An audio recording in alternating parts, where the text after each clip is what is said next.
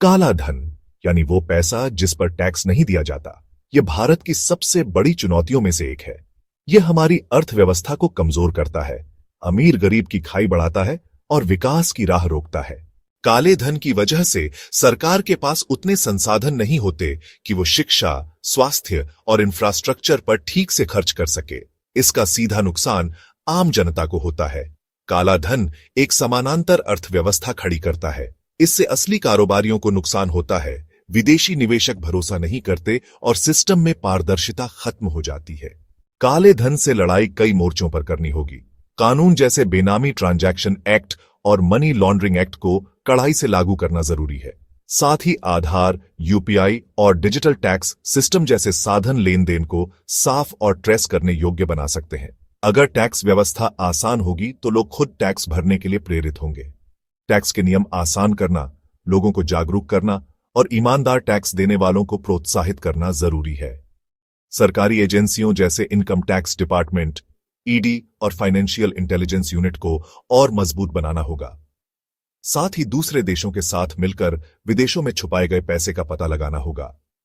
आयकर कानून की धारा 61 और 59 अक्सर छोटे कारोबारियों और स्टार्टअप्स को नुकसान पहुंचाती है। कई बार असली लेन देन सिर्फ कागजी कमी के कारण काला धन मान लिया जाता है। अगर इन धाराओं में सुधार हो तो घरेलू पूंजी बाहर आएगी और स्टार्टअप्स को बढ़ावा मिलेगा। सरकार ने कई कदम उठाए हैं। स्वैच्छिक घोषणा योजनाएं, 2016 की नोटबंदी, जीएसटी और ब्लैक मनी एक्ट, आधार और डायरेक्ट बेनिफिट ट्रांसफर, डीबीटी से सब्सिडी में होने वाली चोरी बहुत कम हुई है और सरकार को हजारों करोड़ की बचत हुई। जमीन जायदाद का कारोबार काले धन का सबसे बड़ा अड्डा है। लगभग 30% प्रॉपर्टी डील नकद और अनअकाउंटेड पैसे से होती है। ब्लॉकचेन टेक्नोलॉजी, डिजिटल जमीन के रिकॉर्ड और वास्तविक बाजार मूल्य पर स्टाम्प ड्यूटी से इस सेक्टर में पारदर्शिता लाई जा सकती है। सरकारी सेवाओं में भ्रष्टाचार भी काले धन को बढ़ावा देता है।